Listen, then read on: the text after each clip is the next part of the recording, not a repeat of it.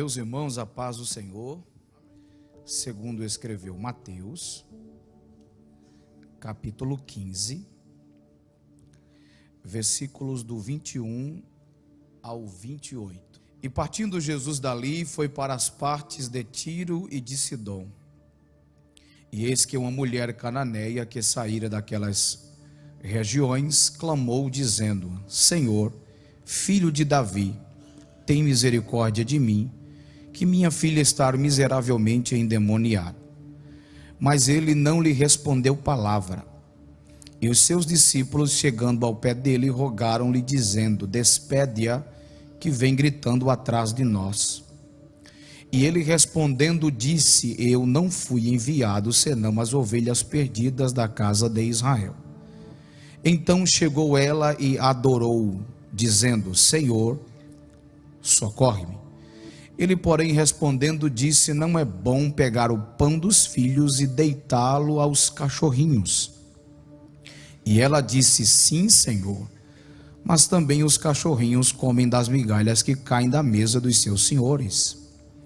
Então respondeu Jesus e disse-lhe: ó mulher, grande é a tua fé.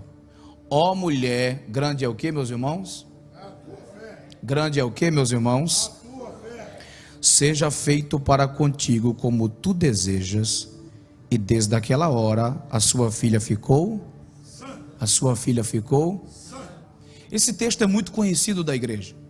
Eu tenho certeza absoluta de que todos que estão nesse lugar já tiveram uma experiência com Deus a partir desse texto, porque ele reflete com muita vivacidade, com muita grandeza e propriedade, um milagre genuíno que aquela mulher, que segundo o texto de Mateus, chama ela de Cananeia, vivenciou. Esse texto é muito brilhante, esse texto é muito perspicaz, porque ele trabalha todo o caminho, todo o percurso, toda a trajetória para que se receba algo de Deus, um milagre, a vitória ou uma experiência surpreendente. Por isso, o texto começa dizendo assim, e partindo Jesus dali, foi para as partes de Tiro e de Sidom. Tem uma lição bem interessante aqui. E partindo Jesus dali onde? Mateus 15 está falando de Cafarnaum, exatamente o lugar onde Jesus morava, conforme diz Marcos 2 primeiro e Mateus 4:13. Então Jesus estava fazendo a sua turnê missionária, a sua turnê de pregação, a sua turnê de anúncio do reino de Deus, e de repente ele parte dali e resolve transpor, resolve ir além para as partes de Tiro e de Sidom. Mas tem uma coisa que é bem interessante aqui, o texto diz assim, queridos, partindo Jesus dali foi, vou repetir, partindo Jesus dali foi. Se você não analisar nos evangelhos, há textos que Jesus foi convidado para ir. Por exemplo, vocês estão lembrados de Lucas 7,36, quando o fariseu convidou Jesus? Jesus foi. Vocês estão lembrados de Marcos 5,22, Jairo, um dos principais da sinagoga, convidou Jesus para ir na sua casa, que a sua filha estava enferma, com forma de rogos, e Jesus foi. Vocês estão lembrados de outros textos que Jesus foi convidado para ir, e ele foi. Quem lembra de João capítulo 2, versículo 2, ele também foi convidado para participar de uma festividade, de um casamento. Quem lembra? Todo mundo lembra. Então veja só, nesses textos que eu acabei de citar, Jesus foi convidado. Mas existem outros textos que são, vamos assim, mais profundos, mais claros, que Jesus foi porque ele quis ir. E esses textos que ele foi porque ele desejou ir, isso remete à sua voluntariedade, é porque ele queria fazer algo extraordinário, algo tremendo, algo magnífico. Por exemplo, nesse texto ele foi para libertar a filha dessa mulher cananeia. A Bíblia diz em Lucas 7,11 que ele foi a Naim para ressuscitar o filho da viúva. A Bíblia diz em João 4:3 e 4, quem lembra? O texto diz: e deixou a Judéia, está escrito, e foi para a Galileia. Aí o texto diz: e era-lhe necessário passar por Samaria. Era necessário porque havia uma necessidade da mulher viver o necessário, Cristo. Então todas as vezes que Jesus faz, todas as vezes que Jesus foi, ele foi a Samaria para transformar uma mulher, ele foi em Naim para ressuscitar o filho da viúva, ele foi em Tiro e Sidom para libertar a filha desta mulher. Deixa eu ver se você entendeu. Todas as vezes que ele decide ir, é porque ele quer fazer algo extraordinário. Então ele veio aqui hoje, estar aqui para fazer. Agora veja, então quando ele chega nas regiões de Tiro e Sidom, está escrito que eis que uma mulher cananeia chega. Irmãos, é muito interessante, porque ele foi exatamente para fazer com que ela encontrasse a graça. Isso aqui é brilhante, sabe por quê? Porque a graça é tão graciosa que agracia graciosamente a qualquer desgraçado. Vou repetir, a graça é tão graciosa que agracia graciosamente a qualquer desgraçado. Você chegou aqui, não merecia nada, eu não merecia nada, mas a graça nos encontrou e nos colocou na rota do milagre. Então essa graça é tão tremenda, é tão específica, é tão maravilhosa, é tão abrangente, que ela abre espaço para que a mulher entre. E como é que ela entra? O texto diz que ela vem das cercanias, e eu acho isso aqui brilhante, fantástico, melhor da rede de esgoto, 1 milhão de vezes. O texto diz que ela, quando ela vem para Jesus, ela vem o quê? Clamando. Preste bem atenção, que Deus não vai falar com um, nem com dois, nem com três, vai falar com muita gente aqui agora. Pela Bíblia, preste bem atenção. Quando ela vem, ela não ora e nem busca, ela clama. Está escrito. Não é a ideia do pregador, é o texto. Quando ela vem, ela não ora e nem busca, ela clama. Por quê? Porque orar e buscar e clamar são distintos. Pastor, o que é orar? Orar, Jeremias 29:12, é conversar e buscar. O texto diz, e passareis a orar a mim, e eu vos ouvirei. Você fala e ele ouve. Você para de falar, ele fala e você ouve. Isso é conversa, isso é oração. Buscar é procurar algo ou alguém. Jeremias 29:13. E buscar-me-eis e me achareis quando me buscardes de todo o vosso coração. Então note que ela não ora e ela não busca, ela clama. O que é clamar, pastor? É prorromper em alta voz. Escute, tem horas que você não consegue orar e nem buscar, só gritar. Tem alguém assim, irmão? Tem hora que nós não temos força para bater um papo da linguagem da modernidade com o Senhor, no privado.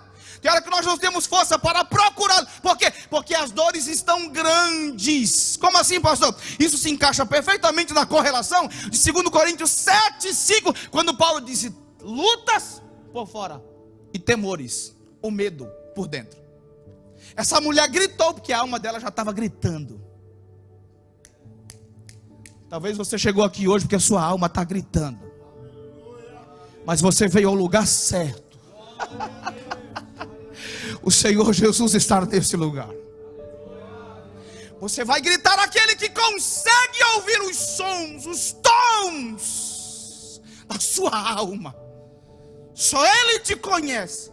Escute, Ele conhece a dor da sua alma. Ele conhece as profundidades dos cortes que estão na sua alma. Ele conhece todas as intempéries que dominam a sua alma. Ele conhece até as expressões quentes da alma. E Ele está aqui para dizer, eu quero sarar a sua alma. Aleluia. Eu sinto a Bíblia na sua vivacidade nessa noite. Aleluia. Então se você não tem força para orar, conversar, ou buscar, procurar, mas nesta noite o Senhor vai te dar força para você gritar. Escute, não tenha vergonha, porque aqui é o lugar em que a graça de Deus te abraça. Então, quer um conselho bíblico? Clame nessa noite. Salmo 17, verso 6. Eu te invoco a Deus e tu me responde. Inclina-me os ouvidos e acode as minhas palavras. Salmo 91, verso 15. E Ele te invocará e Ele te responderá. Jeremias capítulo 33 e o verso 3. Clama a mim e responder-te-ei e anunciar-te-ei coisas grandes e firmes que você não sabe. Se você clamar, tem resposta de Deus aqui hoje. O texto que o amado fez da leitura oficial do culto, Bartimeu clamou e o Senhor parou.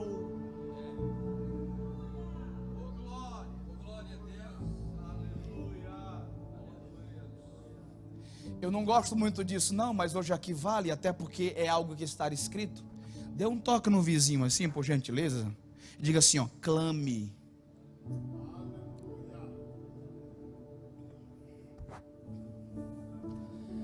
Agora preste bem atenção, meus irmãos, por gentileza, por gentileza. Eu já vou escorregando aqui para para ir no desenvolvimento, para terminar. Preste bem atenção. Irmãos, o nosso clamor não pode ser um clamor aleatório. Não. Até porque estão dizendo por aí que fé é um salto no escuro. Faça isso não, porque você vai quebrar o pé se você pular. Não. Fé não é um salto no escuro. Fé é um salto no conhecimento. Pastor, você prova agora mesmo. Segunda epístola pastoral de Paulo a Timóteo, capítulo 1, versículo 12. Paulo diz assim: eu sei, conhecimento, em quem, pessoa, tenho crido, exercício da minha fé. Fé não é dizer assim, eu vou para ver se dá certo. Não, fé, você vai sabendo que vai dar certo. Aleluias! Hebreus 11:1 diz: a fé é o firme fundamento das coisas que se esperam e a prova das coisas que se não vê. Então a fé tem 3 elementos: certeza, esperança e convicção. Certeza, esperança e convicção. Certeza que vai dar certo, esperança que vai encontrar. Agora convicção, a palavra no grego é intimação profunda. Ninguém arranca do seu coração aquilo que você crer. Então fé não é um salto no escuro, é um salto no conhecimento. E quem é o conhecimento? É o Cristo verdadeiro. Por isso ele disse em João 17:3: e a vida eterna é esta, que conheçam a ti, como o único Deus a verdadeiro, e a Jesus Cristo a quem enviaste. Ai, que coisa boa é a Bíblia, né, irmão? Então veja, a fé dessa mulher não foi uma fé alheia a quem? Foi uma fé pautada em 3 verdades. Quantas verdades? Quantas verdades? Olha aqui para minha mão direita, ó. A fé dela foi uma fé. O clamor dela, mediante a fé dela, foi uma fé. Um clamor identificativo, apelativo e explicativo. Está no texto. Isso aqui não é coisa da minha cabeça, não. Está no texto. A fé dela, mediante o clamor, foi identificativo, apelativo, explicativo. Identificativo, que quando ela clama, ela diz: Senhor, filho de Davi. Ela está dizendo assim, ó, eu estou clamando e eu sei a quem eu estou clamando. Eita, agora a gente vai apanhar, como diz meu sogro. Agora o nó ficou cego e molhado, para desatar dá trabalho. Sabe o que é? É que por mais de uma vez, pastor William, os discípulos foram flagrados entre si perguntando: que homem é esse, que até o vento e o mar lhe obedece? Os discípulos que andavam com Jesus sentiam o cheiro dele, a graça dele, a vida dele, viram milagres e ainda perguntavam: que homem é esse, que até o vento e o mar lhe obedece? Aí lá vem a cananeia, que era gentia, não andava com Jesus, não sentia o cheiro dele, não estava perto dele, mas disse: eu vou dar aula de teologia prática, eu sei quem é ele. Ele é o herdeiro do trono, ele é o filho de Davi. Aleluias, aleluias. Irmãos, o seu Senhor, o meu Senhor, é o herdeiro não só do trono, mas ele é o herdeiro de Santa Catarina, do Brasil, do mundo geral. Aleluia.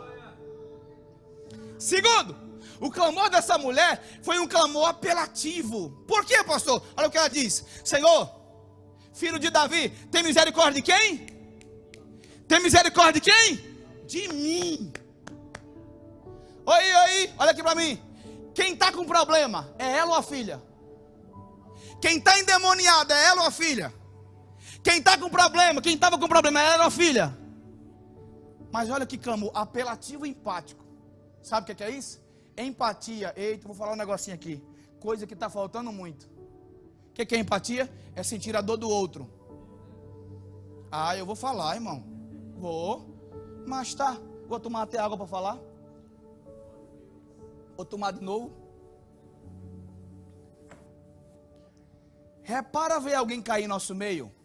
Tem gente que aplaude. Cadê o glória, irmão? Está na hora de sermos mais empáticos. Irmãos, escute. Se você não aprendeu o que é empatia nessa pandemia, você não vai aprender nunca mais. Eu pastoreei a igreja na pandemia, pastor William. Escute, irmão. Eu não estou aqui para dramatizar nem sensibilizar ninguém, mas eu nunca sepultei tanta gente como na pandemia. Pastor presente me ligava, tinha hora que ele passou, me ajuda. Tinha hora que eu saía de um velório e ia para outro. Chegava lá, dava uma palavra, chegava, corria para outro. E eu vi as pessoas, a dor das pessoas. Passou a pandemia, irmãos. Parece que as pessoas não se amam, não se respeitam. Irmão, fica chateado comigo não. E se ficar bicudo, o problema é teu. Está na hora de se converter.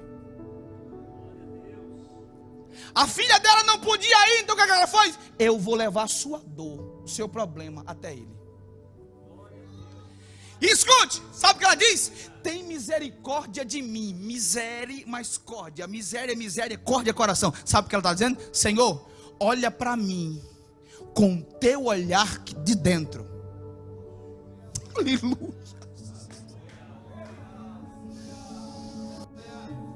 Aleluia. Sabe o que ela está dizendo? A minha filha está numa situação difícil, mas a tua misericórdia pode resolver isso. Eu não sei se você entendeu, meu irmão. Escute, você acordou hoje por causa da misericórdia. Você tomou café hoje por causa da misericórdia. Você almoçou hoje por causa da misericórdia. Você está de pé hoje por causa da misericórdia. Satanás bateu a testa hoje mais uma vez por causa da misericórdia. Você vai receber de Deus aqui hoje por causa da misericórdia.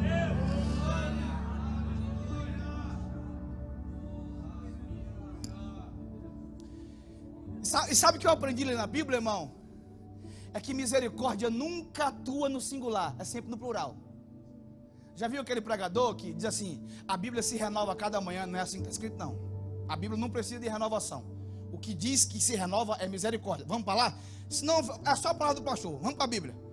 Lamentações 3, 22 e 23. As plural. Misericórdia do Senhor são a causa de não sermos consumidos, porque as suas misericórdias não têm fim. Novas são a cada manhã. Escute, para cada um dia da semana tem uma misericórdia dispensada sobre você. Então tem misericórdia segunda, terça, quarta, quinta, sexta, sábado e domingo. Tem misericórdia. Oh, glórias! Tem misericórdia de Deus aqui hoje. Tem misericórdia de Deus aqui hoje. Seja abraçado pela misericórdia.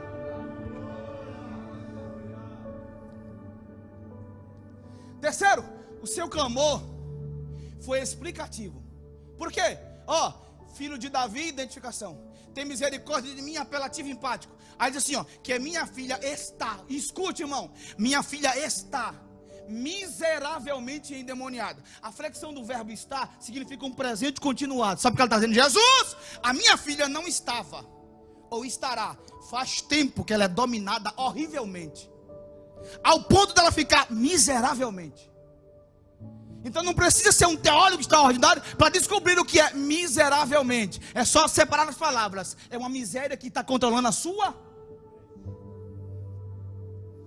Sabe o que ela disse? Eu não tenho mais o que fazer. A minha filha está sob essa atuação. Ela explicou a situação. Irmãos, eu sei o que é uma pessoa endemoniada. E também sei o que é uma pessoa miseravelmente endemoniada. Eu estava em casa, lá no Rio Grande do Norte, na minha terra, num sábado, preparando a aula para dar no domingo de manhã. Chegou uma pessoa lá em casa e disse: irmã Késia, minha esposa, o irmão Elton tá? E eu tinha dito à minha esposa que não queria que ninguém falasse comigo, porque eu estava ali ligado para pregar. E aí eu mesmo respondi, para sintetizar, fui lá. Pastor William, uma criança de 9 anos de idade, coisinha mais linda do mundo, endemoniada. Cheguei lá. Quando eu cheguei lá, irmãos, escute, irmão, eu nunca assisti filme de exorcismo. Nunca assisti. Nunca. Eu já vivo numa luta constante com o demônio. Ainda vou assistir essa desgraça, irmão. Não, irmão. Não. Quando eu cheguei lá, pastor William, diante de Deus, eu estou em cima do altar. Quando a criança me viu de 9 anos, ela torceu o pescoço, pastor. Ela torceu o pescoço. Isso aqui inchou. Ela colocou as mãos para trás, assim, e andou na casa e foi para debaixo do colchão, da cama. Eu fui lá, catei ela em nome de Jesus, orei, orava e saía, até que Deus me revelou um trabalho satânico na cozinha da casa. Aleluias. Senhor me revelou um espírito que dominava a vida dos pais e da criança. Eu disse, olha, eu vou orar o dia inteiro, vai sair. Porque não é o pastor que é forte, é o nome de Jesus que é. Então enquanto eu estiver aqui no nome de Jesus, sai. Mas quando eu sair, volta. Porque há uma legalidade aqui. Sabe o que o pai e a mãe disse? Nós ofertamos ela logo cedo quando ela nasceu. Então não há como desfazer pacto. Eu disse, então a sua filha vai viver na mão de Satanás. Eu tenho uma palavra de Deus agora. A sua família é de Jesus. Seu filho é de Jesus. Ninguém, demônio nenhum, vai se andar lá, porque o nome de Jesus vai quebrar a barreira agora. Irmão, em nome de Jesus, levante as duas mãos aos céus agora. Eu quero, em nome de Jesus, dizer que há uma obra de Deus agora, quebrando barreiras na sua família. Espírito de prostituição, espírito controverso, a natureza, em nome de Jesus, saia agora, em nome de Jesus.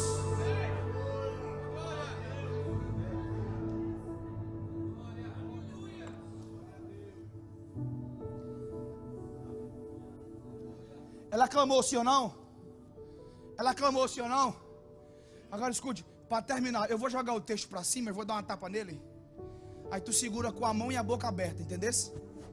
Pastor, eu entendi não. A mão é que é para segurar o texto pela fé, e a boca é para dar glória, santinho. Irmão, ela está clamando, prorrompendo em alta voz, sim ou não? Aí o texto diz que ela clamando do lado de Jesus. Pastor William, pastor Marco, está escrito, Jesus não lhe dá palavra alguma. Mas menino, como diz na minha terra, o negócio foi sério? Escute, você já falou com alguém do seu lado e a pessoa não respondeu, você não fica chateado ou não? Se você não vigiar, você vira um tubal caindo da vida. Agora escute, alguém aqui já falou com Deus que nunca viu e ele não responde, dói ou não dói? Agora você imagina ela clamando aqui, Jesus aqui, e Jesus não dá nem aí, ó. Sabe o que essa mulher me ensina? Que todo caminho para chegar ao milagre, existem obstáculos pesados. Oi, olha para cá. Ela vivenciou 5. Quantos? Primeiro, ela era grega. Segundo, mulher. Na época era difícil. Terceiro, demônio oprimia sua filha. Quarto, os discípulos estavam contra ela. Por quê? Porque quando ela vem clamando, os discípulos disseram, Senhor, despede-a, porque ela vem clamando atrás de nós. Vou falar, se na época de Jesus os discípulos já se achavam, imagina hoje. Eita, cadê o glória, irmão? Atrás de nós uma conversa, atrás dele ela especificou, Senhor, filho de Davi, eu não quero nada com vocês, eu quero com ele. Irmão, porque irmão, pode usar a gravatinha que for, o sapato caro que for, se não tiver Jesus não vale de nada. Eita, cadê o glória, irmão? Você pode usar os anéis que você quiser, pode fazer os cursos que você quiser, mas se não tiver Jesus, não tem nada.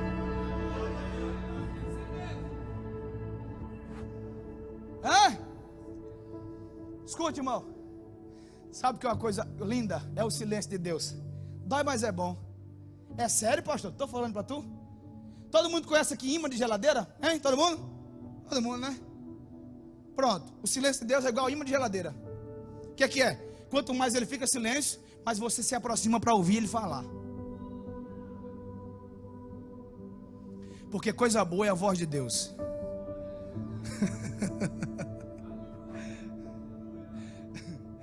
Ô irmão, não me tenha por atrevido, tá? É ousadia, diferente de atrevimento. Alguém um dia disse que a voz de Deus na igreja é a voz do pastor. Não. É a voz que comanda sob a autoridade de Deus. Mas a voz de Deus não é a voz do pastor. Por quê? Pastor é a autoridade de Deus, mas a voz de Deus é incomparável. Pastor, o senhor prova? Olha como é que é a voz de Deus, irmão. Vê se a tua voz, a minha, a nossa, juntando, dá a voz dele. Salmo 29, verso 3. Ouve-se a voz do Senhor sobre as águas. Troveja o Deus da glória. 29, 4a. A voz do Senhor é poderosa. O B, a voz do Senhor é cheia de majestade. O 5, a voz do Senhor separa labaredas de fogo. Não é fogo não, minha gente, é labareda, aquela bolazinha amarela. A voz dele é tão poderosa que acaba com tudo, mas é tão fina que separa labaredas de fogo. A voz do Senhor faz o deserto tremer. A voz do Senhor desnunda as brenhas. Sabe o que é brenha? É mata fechada, é Amazonas. Sabe o que é isso? Que só foi 40% explorada. Mas quando a voz de Deus vem, pastor William, a mata diz: abre ela que lá vem a voz dele. Quem pode adorar? Quem pode adorar? Quem pode adorar? Quem pode adorar?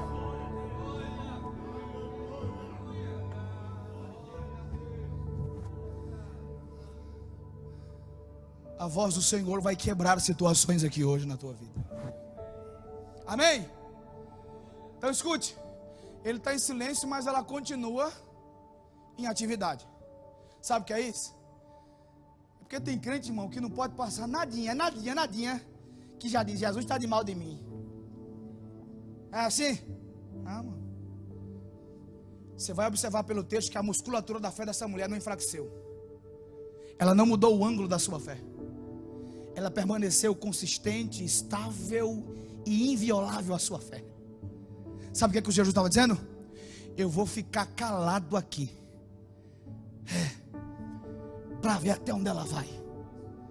Ela viveu, ela era grega, ela era mulher. Satanás estava durando, os discípulos e até o próprio Cristo aparentemente estava contra ela. Porque quando Jesus prova ela de duas vezes, ele prova sem falar e ele prova quando fala. Ele prova sem falar, silêncio. E quando ele fala, ele diz assim: ó, não é lícito pegar o pão dos filhos e deitá-los aos cachorrinhos. Irmão, que coisa grande. Agora escute, ao invés dessa mulher murmurar, ao invés dessa mulher entrar na rota da vexação, ela entrou na rota da adoração. Sabe por quê? Porque enquanto ele diz assim: ó, eu vim para os meus filhos. Aí o texto diz que enquanto Jesus está falando, o pastor William, já vou escorregar para terminar. O texto diz: e ela se aproximou dele e adorou. Está escrito. Aí disse: Senhor, socorre. Escuta, que eu sei que vai bater mesmo, mas é para a gente aprender. Escute, ela se aproximou, ela adorou e disse: Senhor, socorre. Vamos sistematizar? Vamos lá. Então nós temos aproximação, se aproximou. Marcos 7:25, ela deitou no joelho, então é rendição. A Bíblia diz em Mateus 15:23 que ela adorou, adoração, e ela disse: Senhor, socorre. Petição. Olhe para cá, nós temos aproximação, rendição, adoração e petição. Antes dela pedir, ela se aproxima. Antes dela pedir, ela se rende. Antes dela pedir, ela adora. Antes dela pedir, ela diz: Senhor. Sabe qual é o problema hoje? É que tem gente pedindo e não adorando.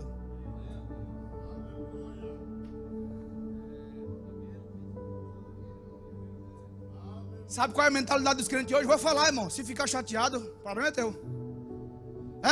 Eu vou para o culto para receber a minha vitória. É assim ou não é? Mas não é assim, irmão. Eu vou para o culto para adorar. Que antes dela dizer assim: socorre-me, ela está aproximada. Tiago 4:8, chegai-vos a Deus, ele chegará a vós. Antes dela pedir, ela está nos pés, que é o lugar mais alto que a pessoa pode chegar. Antes dela pedir, ela está adorando. Ela está adorando o Senhor. Se você entender que a adoração é o caminho que te leva ao êxtase, à exaltação de Deus, se prepare que a mão do Senhor será firme sobre você. E aqui eu encerro. Jesus bate quando não fala e bate quando falou. Ele batendo e ela adorando. Aí ele vai dizer assim, eu termino. Diz assim, ó: não é lícito pegar o pão dos filhos e deitá-los aos cachorrinhos. Jesus chamou ela de cachorrinho? Sim, senhor. Sim. Culturalmente, judaicamente chamou. Mas sabe o que ela disse? Ela aceitou. O que eu acho brilhante é isso, pastor. O texto diz assim, ó: sim, Senhor. Se fosse hoje, é o quê? É o quê, Jesus? Tu me chamaste de cachorrinha, foi? Olha, Jesus, eu só não vou te processar porque o Senhor é Jesus. É assim ou não é? É. Pastor, Jesus foi rude? Não. Pastor, Jesus foi mau? Não. Pastor, Jesus, ele foi áspero? Não. E por quê? Sabe por quê? Escute. Porque o que te faz avançar não é o quanto você crê, é o quanto você suporta pelaquilo que você crê. Vou repetir, o que te faz avançar não é o quanto você crê, é o quanto você aguenta as pancadas pelaquilo que você crê. Porque Jesus, eu vou ver se ela quer mesmo. Eu vou dizer, cachorrinha. Ela disse, sim, Senhor, sou. Sabe por quê, irmão? Porque quanto mais você suporta, mais a graça de Deus te dá força. Oh, você perdeu de adorar a Deus. Quanto mais as pancadas vêm sobre você, é a mão de Deus dizendo, eu te sustento, eu te seguro, eu te sustento. Aleluia. Olha a aula de resistência e inteligência que essa mulher deu. Como assim, pastor? Sim, Senhor, eu sou cachorrinha. Olha aqui para mim, eu termino. Mas eu tenho percebido uma coisa, Jesus. O Senhor tem dado pão aos seus filhos e eles têm comido. Tem sujado a barba, caído da roupa, eles balançam e jogam para debaixo da mesa. Senhor, o meu problema é grande. A minha filha está controlada na mente por Satanás. Meu problema é grande, mas eu reconheço que só as migalhas da mesa que caem resolve. Sabe o que ela está dizendo? Não precisa muita coisa não, Jesus. Só as migalhas da graça que cai da mesa é suficiente. Teve duas pessoas que entenderam. Eu vou dizer de novo, você não precisa de muita coisa. Só um detalhe muda a tua história. Quem levanta a mão para receber agora as migalhas da graça e estar agindo aqui na sede da Assembleia de Deus em Joinville. Eu vou lhe dar 30 segundos agora para você adorar e receber a graça de Jesus agora. Vá, receba a presença dele.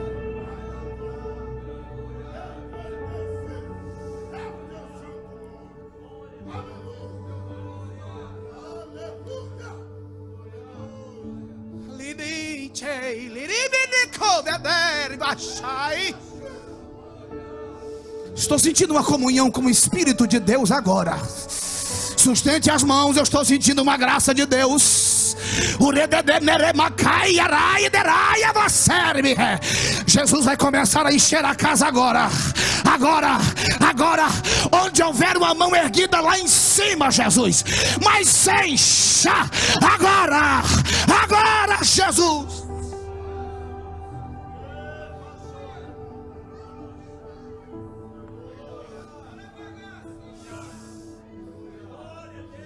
Ai, Jesus. Chega, que a hora foi-se embora. Escute. Quando ela disse isso, irmão, escute. Eu trouxe você para cá pelo texto, para fazer você entender isso, minha gente. Me dê mais 2 minutinhos. Quando ela disse isso, está escrito, pastor William. Jesus então olhou para ela e falou assim: ó mulher. Esse hora aqui é um vocativo de exclamação, de espanto, de admiração. Ó mulher. Aí ele diz assim, ó: grande é a tua fé. Irmão, escute. Ele disse que a mulher era grande. Sabe por quê? Porque existe fé pequena. 17:20 de Mateus, fé pequena. 8:25 de Lucas, ausência de fé. Onde está a vossa fé? 18:10 de Lucas, a inexistência de fé. Quando o Filho do Homem vier, porventura achará fé na terra? Há tanta fé. 8:13 de Mateus, quando o centurião, o Senhor disse assim: não vi Israel tanta fé. 17:20 de Mateus, está escrito que a fé, ela é proporcional. Fé como, não era o tamanho, como um grão de mostarda. Mas aqui, não é tanto, não é pequena, não é proporcional, não é ausência, é grande. É grande. É grande. Pastor, não entendi. Spurgeon diz que fé pequena leva a terra para os céus, mas fé grande traz os céus para dentro da sua casa. Para dentro da sua casa. E foi o que ela fez. Oh mulher, grande é a tua fé. Seja feito para contigo, está escrito, o que tu desejas. E desde aquela hora a sua filha ficou sã. Vou falar agora, escute. Enquanto você está aqui adorando no culto da vitória, agora tem gente na sua casa precisando de um milagre. Então o milagre vai lá agora. Em nome de Jesus, recebe essa palavra. Recebe essa palavra.